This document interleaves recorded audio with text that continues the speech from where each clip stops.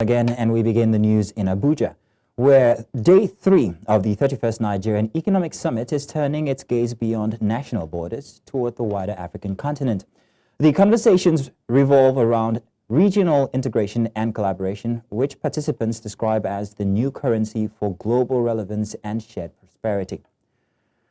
Now we're going to quickly bring in Mr. Emmanuel Okeleji, CEO of SeamlessHR, who will be speaking to us on poverty exit strategy, technology, and also innovation. Mr. Emmanuel Okeleji, you're welcome. Thank you very much for joining us this afternoon. Having me. Grand. Now, we'd like to know, how critical is regional integration to Nigeria's economic growth and Africa's global competitiveness going forward? Absolutely critical. And if you think about, for instance, the West African region to start with, we have market size as almost twice Nigeria's population. And the opportunity for Africa to trade with itself, one of the things we've talked about at the NESG this year, has been how little trade is between African countries. And more than 80% of the trade that Africa does is with countries outside Africa. So regional integration, especially starting out from West Africa, is a very critical inclusion into some of the reforms that are coming from government, for us to begin to see the larger West African region as our market, not just Nigeria. And you see a lot of that happening in tech already. A lot of tech companies actually going beyond West Africa. For instance, also SeamlessHR, we have an office in Kenya, we have an office in Ghana, we have business in Uganda, we have business across South Africa. And you're seeing that newer generation businesses like ourselves are accelerating and looking at the continent as a region, rather than just thinking of Nigeria alone. When you take a look at Africa, there's so much that's hampering our progress as a unit altogether or as a community. So the question is, what key challenges are still hampering effective economic collaboration among African nations? There's a lot. There's still infrastructure. It's just so difficult to transport goods and people from across Africa. There's still a lot of challenges, even with regulation. I need a visa to go to many African countries.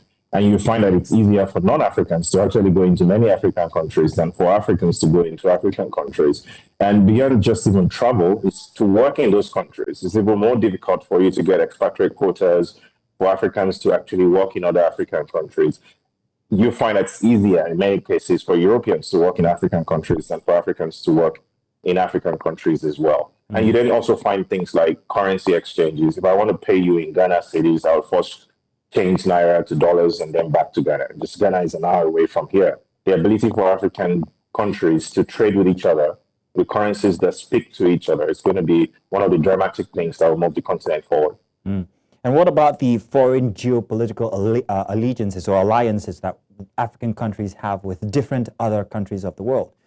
Does that also pose as a challenge? The good thing is that the world order is being renegotiated as we speak. And with things happening, for instance, in the US, with all the tariff wars and all the things going on right now. And it's a chance for Africa to renegotiate its position in the world. And for instance, you're hearing things around artificial intelligence and the new chase for rare earth metals. A lot of these resources are in Africa. Africa does have a lot of things to bring to the table. Most of the young people in the world are in Africa, will continue to be in Africa for the next 50 to 100 years. Africa does need to come back to that table and renegotiate. Like I said, the world is actually in the middle of a renegotiation. I personally don't think that the continent is doing well enough to negotiate as a bloc, especially with what's happening in the US now. And so there's opportunity there with some of the things that we're seeing with AFCFTA for Africa to negotiate as a bloc in this new fast-changing world that we're living with today.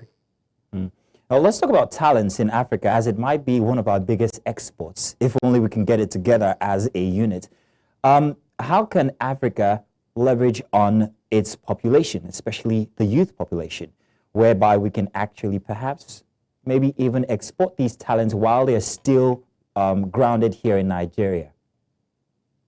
So it's never been easier in the history of man for talent to be exported. Because before, you actually really had to move bodies from one place to another for exports to happen.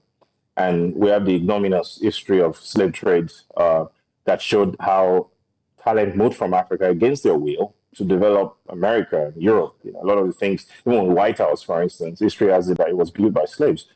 Um, that was what obtained before. Now, of course, slavery is abolished, and you don't have technology, so talent doesn't have to move, basically. And this is not by force. This is not against people's will. We have an opportunity to have Africa talent sitting in Africa, played globally. That's, again, is an area where we're not tapping into yet enough. For instance, Nigeria is an English-speaking country. We speak actually good English. We have an abundance of youth population. We are on a time zone that is in the middle of the world. We're very close to GMT. So we're able to cover the West and the East from Nigeria. These are things that we must use to our advantage. Interestingly, there are a lot of things that are going on now. There's a lot of work going in from this present government and the ministry that supports ICT, and that's Minister Boson's ministry, and a lot of collaborators. I know personally that there's a lot of work going on in that sort of sector, and Nigeria potentially has a chance to look like India in the next 10 years if we continue to put in that work of pushing our talent. If we don't, what is supposed to be an economic advantage is going to be a drag on our resources. If we don't empower our people with training and skills and gainful employment, those young people will be a drag on the infrastructure of the country that is already not enough. And the alternative we have is a lot of trouble, but we still have opportunity to invest in talent and to leverage technology to be able to travel globally with our talent. Mr. Emmanuel Okeleji, I want to say thank you very much for lending us your expertise on the matter here. Thank you very much indeed. Thank you very much for having me. You're welcome.